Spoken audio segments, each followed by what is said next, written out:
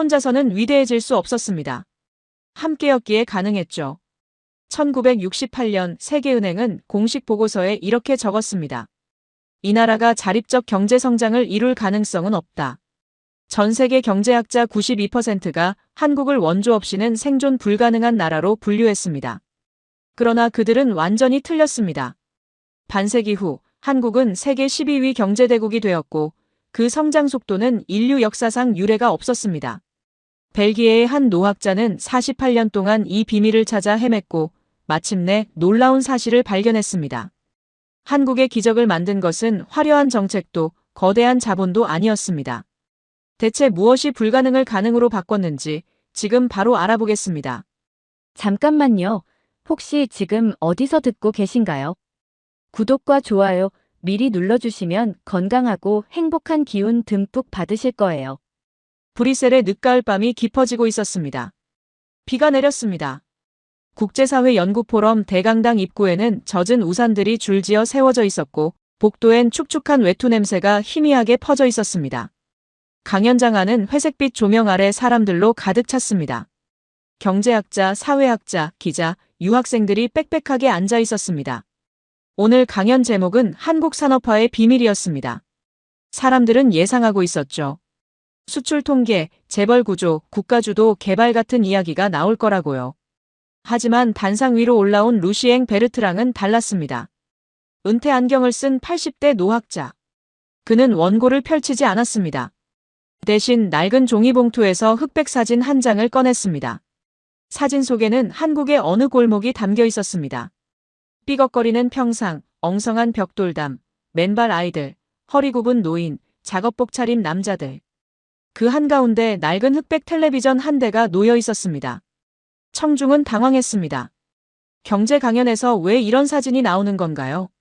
루시엥은 아주 낮고 느린 목소리로 입을 열었습니다. 1968년. 그가 말했습니다. 세계은행은 공식 보고서에 이렇게 적었습니다. 이 나라가 자립적 경제 성장을 이룰 가능성은 없다고요. 강당이 조용해졌습니다. 당시 한국의 1인당 국민소득은 169달러였습니다. 아프리카 가나보다 낮은 수치였죠.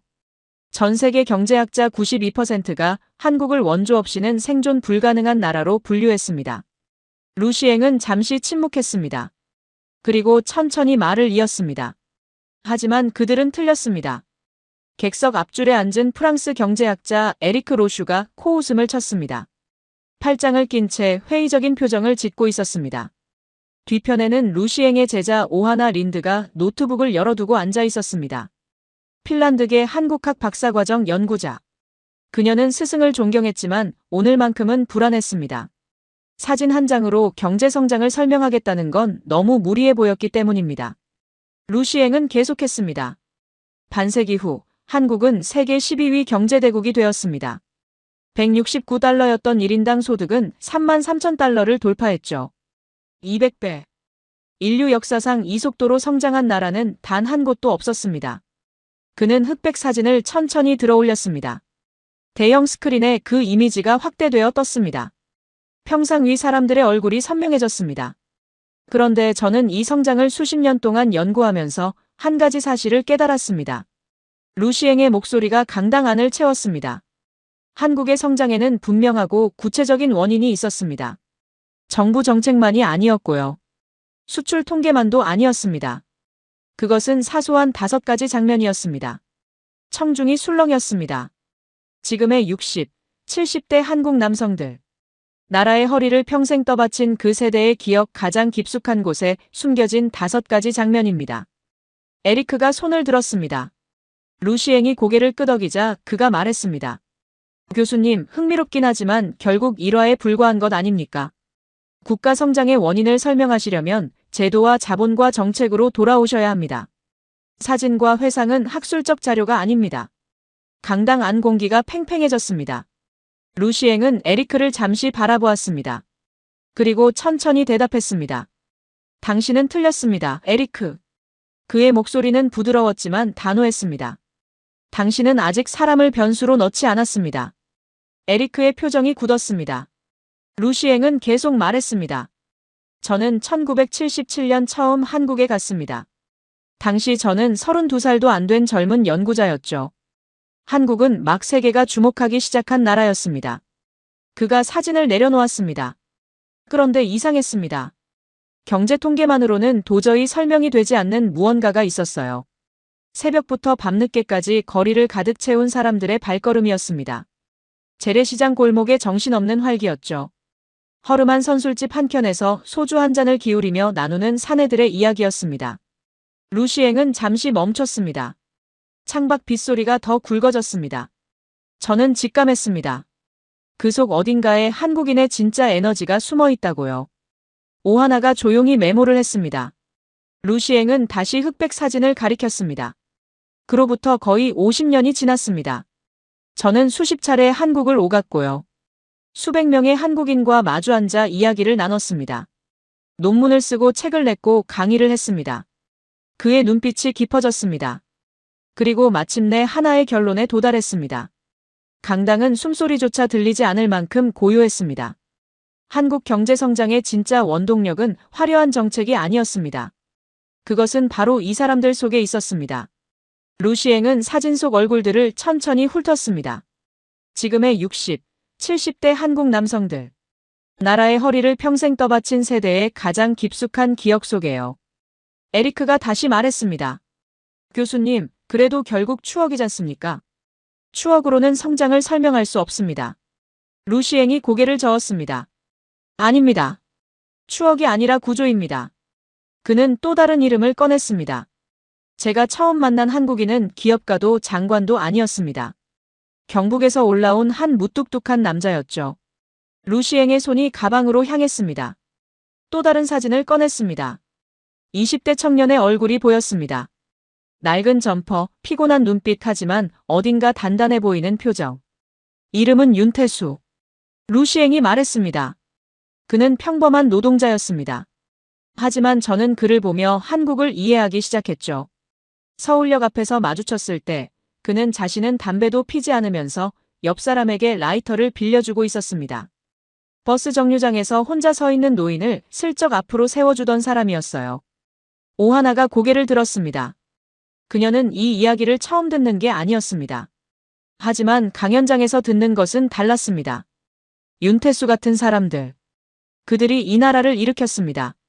루시앵은 단호하게 말했습니다. 그리고 그 사람들의 삶 속에는 5가지 결정적 장면이 있었습니다. 제가 48년 동안 찾아 헤맨 바로 그 장면들이요.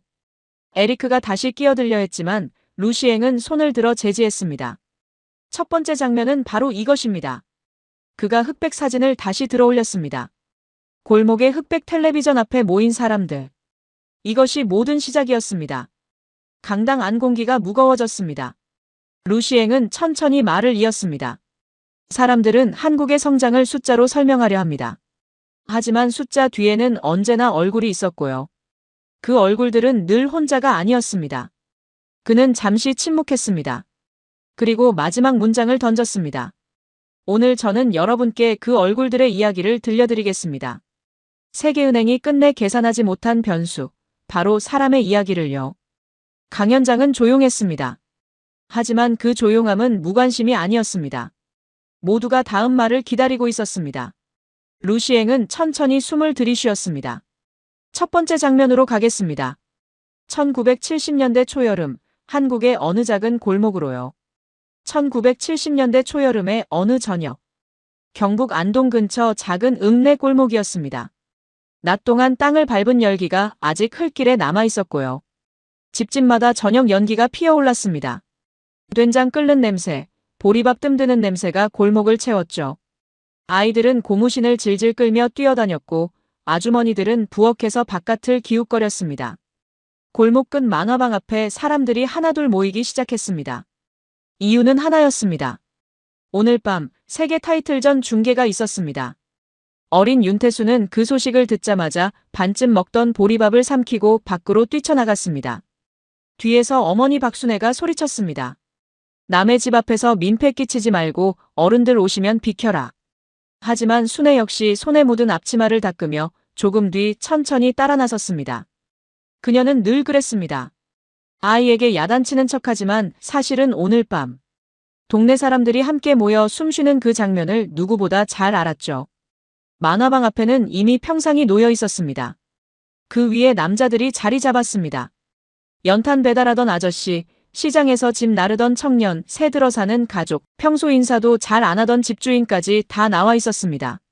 맨 앞에는 노인들이 앉고 아이들은 틈을 찾아 쪼그려 앉았습니다. 전봇대에서 길게 늘어진 전선. 만화방 주인이 안테나를 이리저리 돌리고 있었습니다. 나와, 나와. 사람들이 웅성거렸습니다. 윤태수는 맨 뒤에서 까치발을 들고 화면을 보려 했습니다. 잘 보이지 않았습니다. 그때 옆에 있던 이름 모를 아저씨가 말없이 태수를 앞으로 당겨 세웠습니다. 태수는 고개를 들어 아저씨를 봤습니다. 아저씨는 이미 화면을 보고 있었습니다. 경기가 시작되기 전부터 골목은 이미 하나의 몸처럼 움직였습니다. 누군가는 참외를 깎아 돌렸고 누군가는 막걸리 잔을 슬쩍 내밀었습니다. 아이들은 어른들 틈에 끼어 숨소리를 죽였습니다. 드디어 화면이 또렷해졌습니다. 링 위에 선수가 올라섰습니다. 골목이 동시에 들썩였습니다. 누가 먼저랄 것도 없이 모두가 같은 방향으로 몸을 숙였고요. 같은 순간 숨을 멈췄습니다. 주먹이 터졌습니다. 골목이 폭발했습니다. 평소 세입자한테 한마디도 안 걸던 집주인이 그를 끌어안았고 늙은 할머니가 울었습니다. 윤태수는 왜 우는지도 모르면서 같이 울었습니다. 옆에 있던 아저씨의 손이 태수의 어깨를 덥석 잡았습니다. 이겼다, 이겼어. 목소리가 갈라졌습니다. 태수는 그 손의 온기를 느꼈습니다. 거칠고 뜨거운 손이었습니다. 승부가 끝난 뒤에도 골목은 한동안 가라앉지 않았습니다. 사람들은 서로를 끌어안고 등을 두드렸습니다. 이름도 모르는 사람들끼리 펑펑 울었습니다.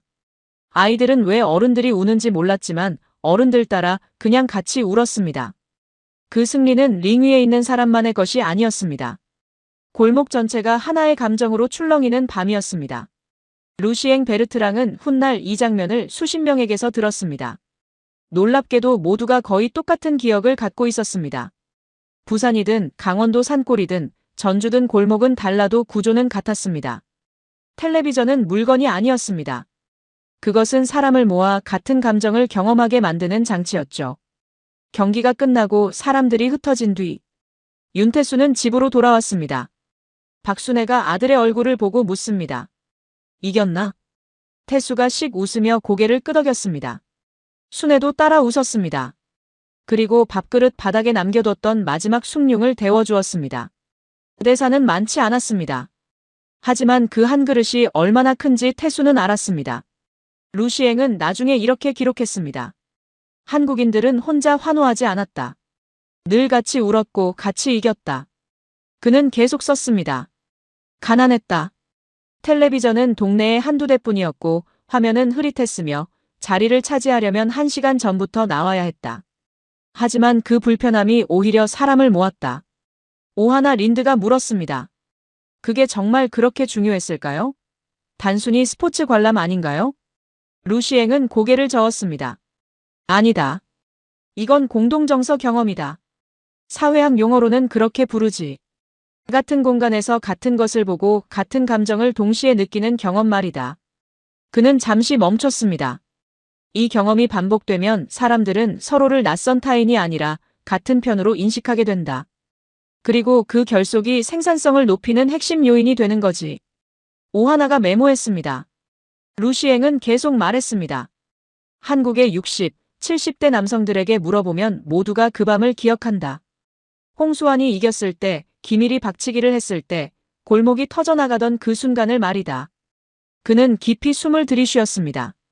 그리고 그 기억이 이 세대를 하나로 묶었다. 혼자서는 위대해질 수 없었다. 함께였기에 가능했다. 어린 윤태수는 그날 밤 처음 배웠습니다. 이기는 건 링 위의 한 사람인데 살아나는 건 골목 전체라는 것을요. 그의 얼굴에 처음으로 스쳤습니다. 나만 이렇게 힘든 게 아니구나 하는 감각이요. 루시앵은 브리셀 강연장에서 말했습니다. 골목에서 배운 함께는 어디서 더 단단해졌을까요? 답은 군대입니다. 그곳에서 이 세대는 평등과 전우애를 배웠습니다. 청중이 숨을 죽였습니다. 다음 이야기가 기다리고 있었습니다. 계절은 겨울이었습니다. 윤태수는 20살을 갓 넘긴 청년이 되어 입대버스에서 내렸습니다. 비포장 훈련소 마당. 새벽 공기가 날카로웠습니다. 귀를 때리는 고함이 들렸고 지늘기 엉겨붙은 군화가 보였습니다. 버스 문이 열리자마자 조교의 목소리가 터졌습니다. 태수는 얼어붙었습니다. 옆에서 누군가 토했고 누군가는 짐을 떨어뜨렸습니다. 어떤 청년은 어금니를 꽉 물고 눈물을 참았습니다. 윤태수는 원래 낯을 많이 가렸습니다. 자존심도 센 편이었죠. 남 앞에서 약한 모습 보이기 싫어했습니다. 그런데 군대는 그런 성격을 봐주지 않았습니다. 부잣집 아들이든 농촌 장남이든 대학 다닌 사람이든 공장 다닌 사람이든 전부 똑같은 머리, 똑같은 군복, 똑같은 번호가 되었습니다. 태수는 처음엔 이 평등이 서러웠습니다. 사람마다 사정이 다른데 다 똑같이 취급하는 게 너무 모욕적이었기 때문입니다. 하지만 며칠이 지나며 그는 이상한 사실을 깨달았습니다. 처음으로 누구도 옷차림이나 집안으로 자신을 판단하지 않는 공간이라는 것을요. 이등병 앞에서는 누구도 잘난 척할 수 없었습니다. 여기서 강제필이 등장했습니다. 전남 여수 출신. 키는 작지만 눈빛이 살아있고 입이 걸었습니다. 첫인상은 경박해 보였지만 태수가 밤에 몰래 이불 뒤집어 쓰고 훌쩍이는 걸 보고도 모른 척해주는 놈이었습니다. 어느 날 취침 전 제필은 아무 말 없이 건빵 봉지 밑에서 숨겨둔 초코파이 반쪽을 꺼냈습니다. 태수에게 건넸습니다. 먹어라. 네 지금 집 생각나서 죽을 것 같지? 태수는 자존심 때문에 거절하려 했습니다. 하지만 결국 받았습니다. 그 한 입이 그냥 단맛이 아니었습니다. 너 혼자 아니다라는 메시지였습니다. 훈련은 혹독했습니다. 새벽 4시 기상. 눈 덮인 연병장에서 삽자루를 쥔 손가락이 얼어붙었습니다. 야간 경계 중 졸다 걸려 단체 얼차려를 받는 날도 있었죠. 그런데 이상했습니다. 그 혹독함 속에서도 작은 인간적 순간들이 있었습니다. 위문 편지가 도착한 날이었습니다. 이름도 모르는 여고생이 써보낸 건강하세요 한 줄에 막사 전체가 술렁였습니다.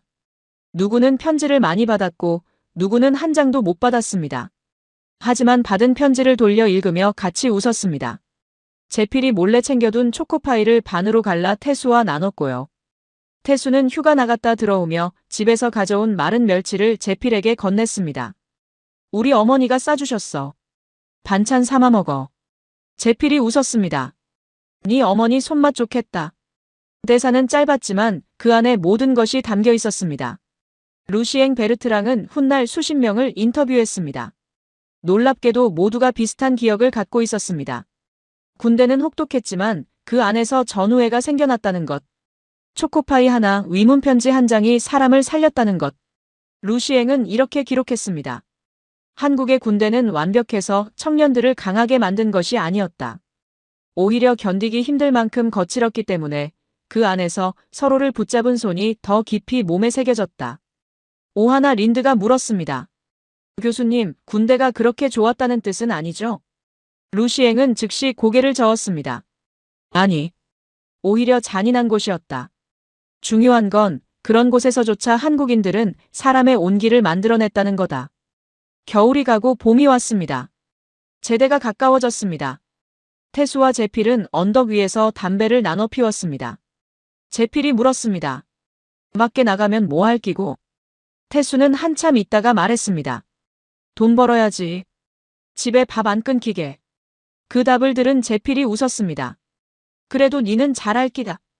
니는 사람을 안 버리잖아. 태수는 대답하지 않았습니다. 하지만 그 말이 오래 남았습니다. 사람을 안 버린다. 군복을 벗는 날. 태수는 무언가를 가지고 나왔습니다. 배낭 속에 든 것이 아니었습니다. 몸에 새겨진 것이었습니다. 어떤 고생도 버틸 수 있다는 것. 혼자가 아니라는 것. 그리고 나와 다른 사람이 사실은 나와 같다는 것. 루시앵은 브뤼셀 강연장에서 말했습니다. 군대에서 배운 전후에는 사회로 나와 직장 동료애가 되었습니다. 함께 야근하고 함께 버티고 함께 밀어붙이는 방식으로요. 청중이 고개를 끄덕였습니다. 루시앵은 잠시 멈췄습니다. 그런데 이 청년들을 집으로 돌아오게 만든 힘은 무엇이었을까요? 도대체 무엇이 이들을 매일 아침 일어나게 했을까요? 그는 천천히 말했습니다. 그 답은 어머니의 밥상에 있었습니다. 새벽 안개가 거치지 않은 부엌이었습니다. 박순애는 이른 아침부터 쌀독 뚜껑을 열고 안을 들여다봤습니다. 바닥이 거의 보였습니다. 하지만 그녀는 한숨부터 쉬지 않았습니다. 남은 보리를 털고 밀가루를 긁어 모으고 감자 하나를 손에 올려 무게를 재봤습니다. 아이들이 아직 자고 있는 동안 그녀의 손은 이미 저녁을 궁리하고 있었습니다. 없는 재료를 세는 손이 아니었습니다. 있는 것으로 무언가를 만들어낼 방법을 찾는 손이었습니다. 어린 윤태수에게 어머니는 늘 신기한 사람이었습니다. 쌀이 모자라면 보리를 섞으면서 이게 더 구수하다고 말했고요. 반찬이 부실하면 오늘은 이게 별미다라고 웃었습니다. 태수는 어릴 때도 그 말이 완전한 사실은 아니라는 걸 어렴풋이 알았습니다. 하지만 그 거짓말은 아이를 속이기 위한 게 아니었습니다. 가난보다 먼저 절망이 식탁에 앉지 못하게 하려는 말이었죠. 보리밥 도시락을 싸는 날이었습니다. 태수는 학교에서 도시락을 열면 보리밥이 드러날까봐 얼른 뚜껑을 덮곤 했습니다. 남들에게 보이기 싫었기 때문입니다. 그런데 집에 돌아오면 박순애는 그런 태수의 표정을 보고도 무안주지 않았습니다. 그저 다음날 도시락 위에 얇은 계란지단 한 줄을 조용히 얹어주었습니다. 그 한 줄이 아이의 자존심을 살렸습니다. 쌀도 보리도 떨어진 날이 있었습니다. 박순애는 밀가루를 치대며 마치 잔칫날인 것처럼 말했습니다. 오늘은 수제비다. 솥 안에서 감자와 애호박이 떠올랐고 멸치 냄새가 은은하게 올라왔습니다. 태수는 배가 고파 기다리다 못해 부엌 문턱에 턱을 괴었습니다. 그는 그 냄새를 평생 잊지 못했습니다. 왜냐하면 그 냄새는 음식 냄새이기 전에 오늘도 살아남았다는 냄새였기 때문입니다. 루시앵 베르트랑은 이렇게 기록했습니다. 한국의 어머니들은 재료가 아니라 태도로 가족을 먹였다. 오하나 린드가 물었습니다. 그게 정말 성장의 원인이 될 수 있을까요? 루시앵은 천천히 대답했습니다. 그렇다. 이들은 결핍 앞에서 무너지지 않았다. 없는 걸 있는 척하는 허세도 아니었다.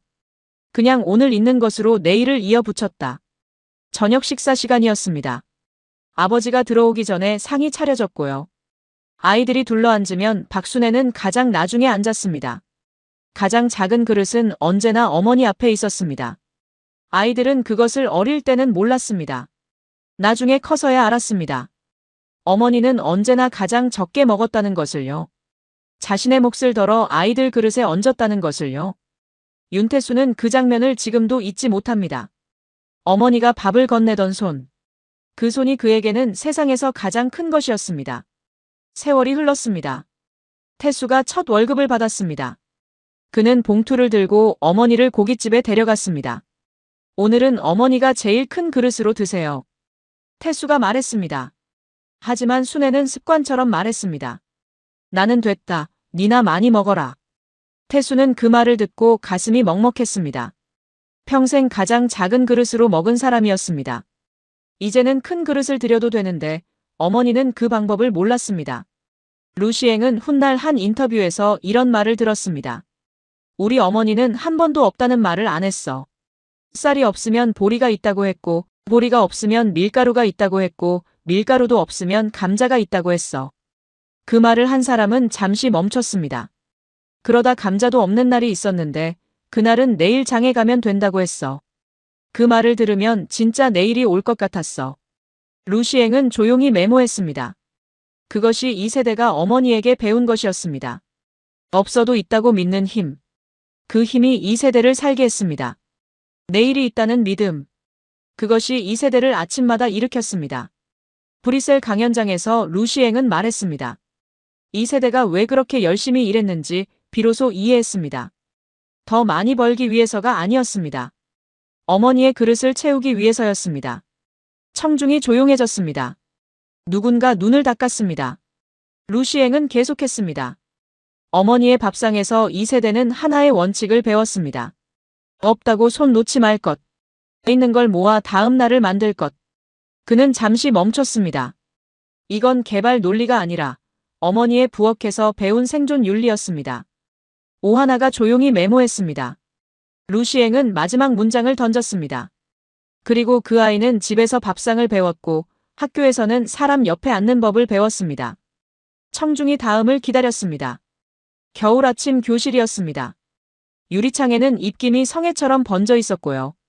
교실 한가운데 조개탄 난로가 놓여 있었습니다. 아이들은 양은 도시락을 품에 안고 들어왔습니다. 책상 서랍에 넣기 전에 제일 먼저 난로 위 자리를 살폈죠. 맨 위에 올리면 빨리 데워졌고 아래쪽은 눌어붙기 쉬웠습니다. 사소해 보였지만 이 작은 경쟁과 양보가 교실의 공기를 만들었습니다. 소년 윤태수는 말수가 적어 먼저 비집고 들어가는 스타일이 아니었습니다. 괜히 눈치만 보다 끝자락 자리에 도시락을 올리곤 했죠. 그런데 여기서 배성호가 등장했습니다. 부산 피난민 가정 출신. 입이 빠르고 사람을 잘 모으는 아이였습니다. 성호는 태수의 도시락을 힐끗 보더니 말했습니다. 야, 네 거 아래 두면 탄다. 이리 줘라. 자기 옆 칸에 슬쩍 끼워주었습니다. 이 장면이 둘의 관계를 설명했습니다. 성호는 떠들고 태수는 묵직하게 옆을 지켰습니다. 수업이 시작되기 전 난로 앞은 아이들로 북적였습니다. 추운 손을 녹이는 아이, 도시락 위치를 조정하는 아이, 그냥 온기가 좋아 가까이 서 있는 아이. 연탄 냄새가 교실을 채웠습니다. 검은 재가 난로 주변에 살짝 흩어져 있었고요. 누군가는 그걸 발로 쓸며 자리를 잡았습니다. 난로 하나가 교실 전체를 하나로 묶었습니다. 온기는 공평하지 않았습니다. 가까이 앉은 아이는 따뜻했고 먼 자리 아이는 여전히 추웠습니다. 하지만 아무도 불평하지 않았습니다. 다음 시간엔 자리가 바뀔 것을 알았기 때문입니다. 점심시간이 되면 뚜껑이 열렸습니다. 김치, 멸치볶음, 계란말이, 장아찌, 가끔은 소시지 하나. 반찬은 초라했지만 교실 안의 표정은 이상하게 풍성했습니다. 한 점 바꾸자는 말 한마디면 반찬이 이동했고요. 그 이동에 따라 관계도 움직였습니다. 태수는 처음엔 자기 보리밥이 부끄러워 도시락을 얼른 닫으려 했습니다. 하지만 성호는 아무렇지 않게 자기 계란말이를 집어 그의 도시락 위에 얹었습니다. 보기 좋으라고 주는 기다. 쪽팔려 하지 마라. 투박하지만 따뜻한 말이었습니다. 태수는 대답 대신 자기 김치 한 점을 성호 쪽으로 밀었습니다. 말은 없었지만 모든 게 통했습니다. 옆자리 아이가 반찬이 없는 걸 보면 누군가는 슬쩍 자기 멸치 몇 마리를 건넸습니다. 받은 아이는 고개를 숙여 고맙다는 표시를 했고요. 다음 날 그 아이는 자기가 가진 무언가를 나눴습니다. 이런 식으로 교실 안에서 보이지 않는 균형이 만들어졌습니다. 도시락 뚜껑을 열었는데 밥 냄새가 확 올라오는 순간 아이들이 동시에 젓가락을 드는 모습. 맨 아래 도시락이 눌어붙어 주인이 투덜거리면 반 전체가 웃는 장면.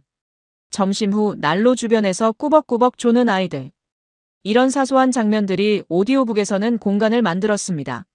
루시앵 베르트랑은 이 장면을 여러 번 들었습니다. 그리고 놀라운 사실을 발견했죠. 모두가 비슷한 기억을 갖고 있었습니다. 난로의 온기, 도시락 반찬 교환, 함께 먹던 점심시간. 지역도 달랐고 학교도 달랐지만 구조는 똑같았습니다. 한국어에서는 밥 먹자가 친해지자는 뜻입니다. 루시앵이 오하나 린드에게 말했습니다. 이들은 어려서부터 관계를 입으로가 아니라 식탁으로 배웠습니다. 오하나가 고개를 끄덕이며 메모했습니다. 그런데 교수님, 이게 정말 경제성장과 연결될까요? 루시앵은 잠시 생각했습니다. 연결되고 말고. 이 아이들이 자라서 공장에 들어갔을 때, 직장에 들어갔을 때 어떻게 행동했는지 보게. 늘 옆 사람을 챙겼어. 밥을 나눴고 일을 나눴고 고생을 나눴지. 오후 수업이 끝나면 또 다른 시간이 시작되었습니다. 교실 한쪽에서 배성호가 책상을 두드리며 노래를 흉내냈습니다. 아이들이 따라 불렀죠. 윤태수는 겉으로는 시큰둥했지만 사실 그 소리에 오래 귀를 기울였습니다.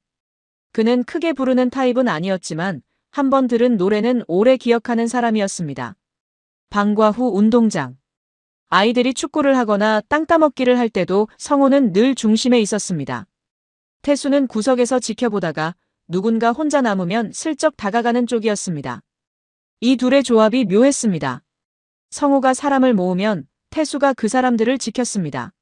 수학여행 버스 안. 창문에 김이 서리고 아이들이 노래를 따라 부르는 장면도 있었습니다. 태수는 멀미 때문에 창가에 기대 있었는데요. 성호는 끝까지 분위기를 띄웠습니다. 누군가 멀미로 힘들어하면 옆자리 친구가 껌을 내주었고요.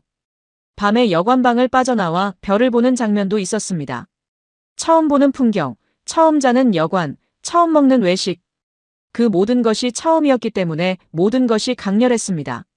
중요한 건 이 세대가 처음으로 무언가를 같이 경험하고 그래서 평생 같은 기억을 갖게 되는 구조였습니다. 루시앵은 브뤼셀 강연장에서 말했습니다. 학교에서 배운 것은 교과서가 아니었습니다. 사람 곁에 있는 법이었죠. 같이 밥을 먹고 같이 추위를 견디고 같이 노래를 부르는 법이었습니다. 청중이 고개를 끄덕였습니다. 오하나가 조용히 메모했습니다. 루시앵은 계속했습니다. 윤태수는 학교에서 공부보다 더 오래 남는 걸 배웠습니다.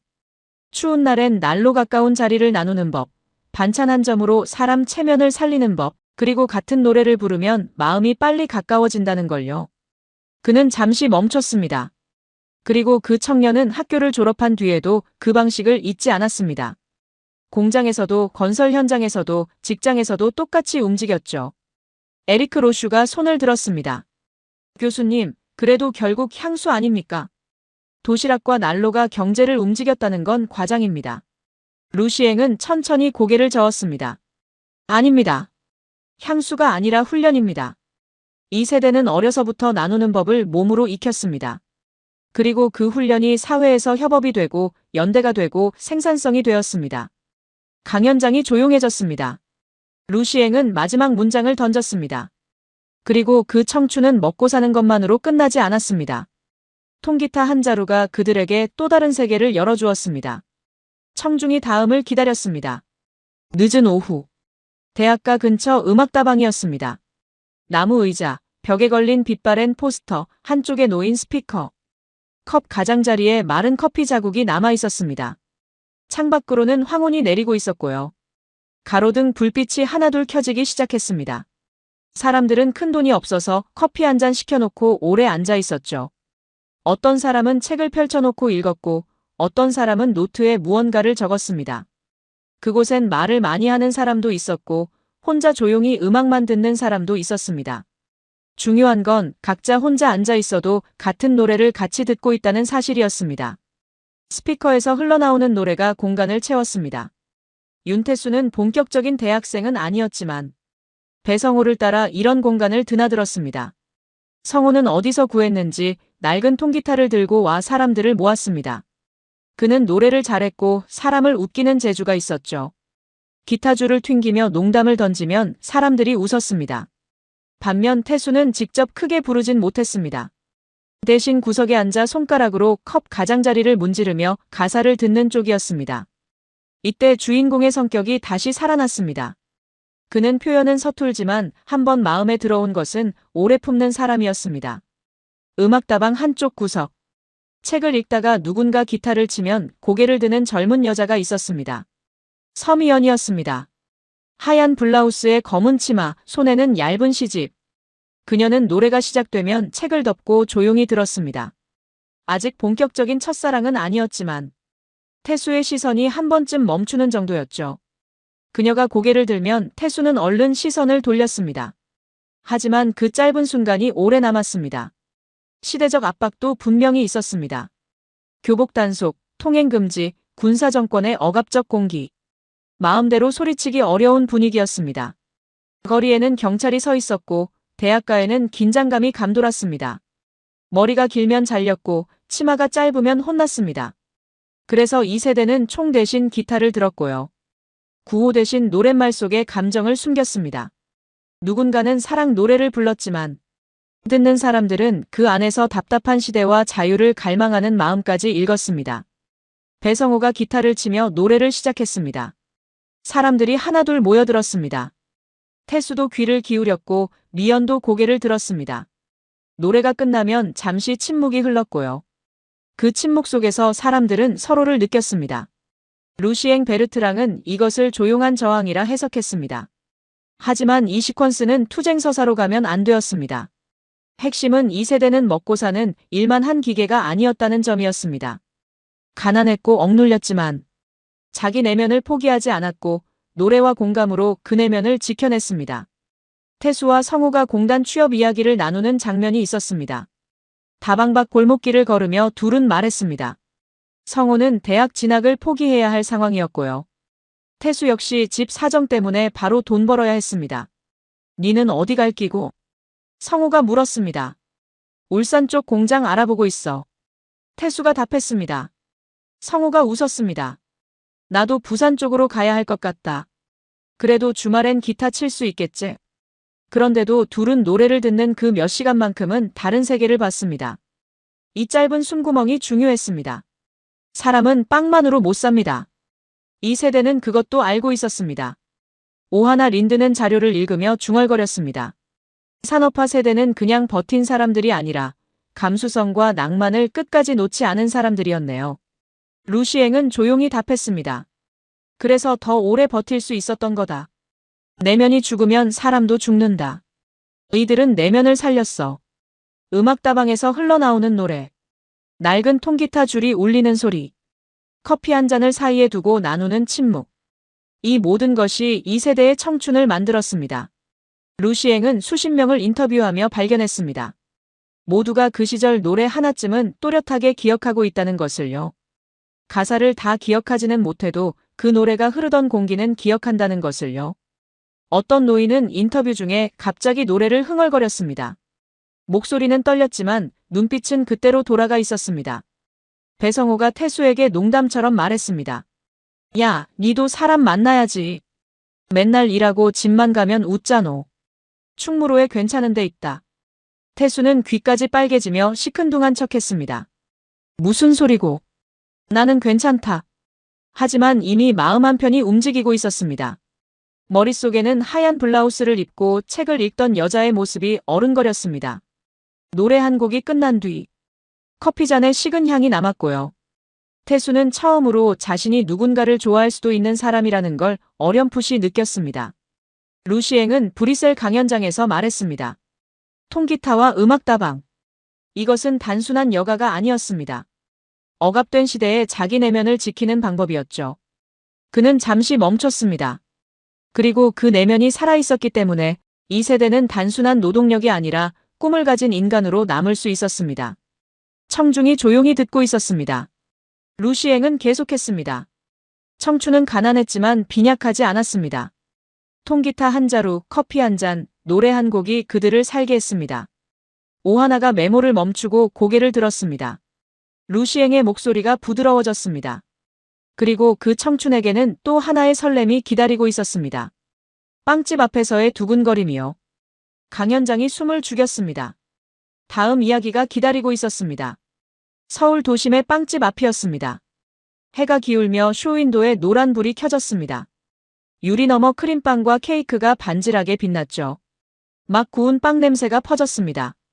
윤태수는 공장 작업복 대신 가장 멀쩡한 셔츠를 입고 빵집 앞에 서 있었습니다. 평소 현장에서는 쇳가루 묻은 손으로도 버티는 사람인데 오늘만큼은 손을 어디에 둬야 할지 몰랐습니다.